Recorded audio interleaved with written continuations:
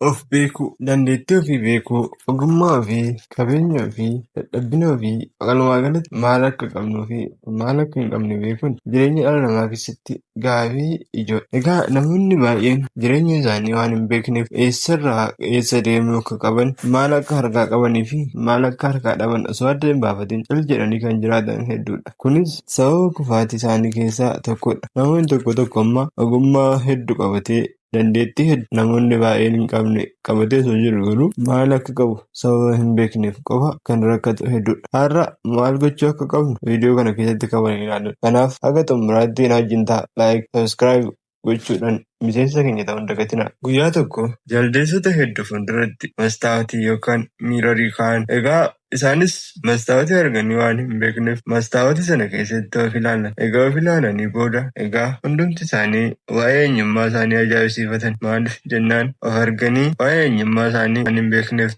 sana booda jaldeessota keessaa tokko maal fakkaata kunniin fokkattoonni maal akkam nama jibbisiisu jedhe. Egaa jaldeessiin inni biraa immoo isaan kana gaafa laallummaa itti hagam bareennaa jette. Egaa jireenya keenya keessattis gaafa dhufnu namoonni baay'een kan of arrabsinuuf sababa maal akka fakkaannu hin barreeffine. Egaa yeroo baay'ee jechoota namni nu arrabsu caalaa kan nuti of arrabsinutu caala. Fakkeenyaaf ani hiyyeessaa, ani homaa hin qabu, ani dadhabaadhaa, ani homaa hubachuu hin danda'u. Kanaafi kan kana fakkaatan jechuudhaan namni yeroo baay'ee of arrabsu hedduudha. Garuu namni baay'een yeroo namni biraa isa arrabsu hin jaallatu. Garuu ofii isaatii guyyaa guutuu of arrabsaa oola. Kun immoo kan ta'eef waa'ee eenyummaa isaa, waa'ee qabeenya ofii harkaa qabu, waa'ee dandeettii uumaan isa badhaasee tokko waan hubachuu hin danda'iniif. Kanaaf biyya lafaa kanarratti namni kennaa tokko malee dhalate gonkumaa hin jiru. Kanaaf namni kennaa isaaf kenname gaafa ittiin hojjetu, gaafa dandeettii uumaan isaaf kenne baru, waan qabu hunda baasee gaafa itti fayyadamu jireenya isaa keessatti mo'ataa ta'a. Kanaaf jireenya keessan keessatti mo'ataa ta'uudhaaf maal beekuun qaba yoo jettan, tokkoffaa irratti wanni beekuu qabnu ani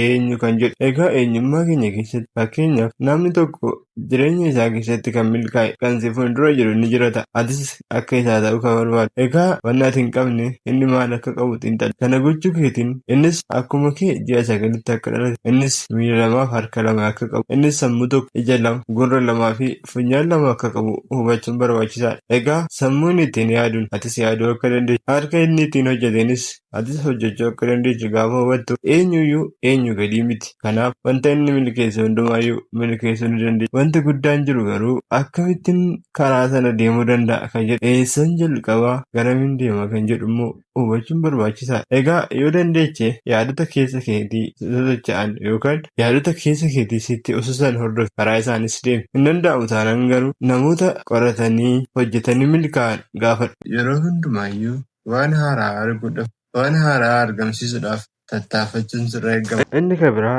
jireenya kee keessatti hubachuu ati qabdu, jireenya keenya keessatti iddoo nuti jirru milkaa'ina nuti barbaannu yookaan iddoo nuti ga'uu barbaannu akka nu hin daangessinedha. Namoonni baay'een katamaa keessa ka'uudhaan nyaara naannoo jireenya isaanii milkeessaniiru. Akkasuma immoo namoonni hedduun baadiyyaa keessa ka'uudhaan addunyaarra deddeebi'uun milkaa'ina hangas hin jedhamne milkeessaniiru. Viidiyoo kana keessatti wanni guddaan nuti hubachuu qabnu namni kennaa tokko malee uumame hin jiru. Kanaaf beekumsa dhabuudhaan yeroo hundumaayyuu waa'ee dadhabbina keenya haasa'uu hin qabnu. Namni yeroo hundumaa waa'ee dadhabbina isaa haasa'u dadhabaa ta'aa deema. Namni yeroo hundumaa waan guddaa, waan gaarii, waan namatti tolu yaadaa deemu sammuun isaa karaa ittiin waan gaarii kana milkeessu yeroo hundumaayyuu hirriba isaa keessatti, guyyaa isaa keessatti malaa waan deemuuf gara milkaa'inaa sana deema. Kanaaf yeroo hundumaayyuu waan gaarii ofitti himaa, waan gaarii yaadaa, waan gaarii raawwadhaa. Viidiyoo kana laayik, yuutuubii kana sabiskiraayib gochuudhaan miseensa keenya ta'a. Yeroo gaarii qabaadhaa.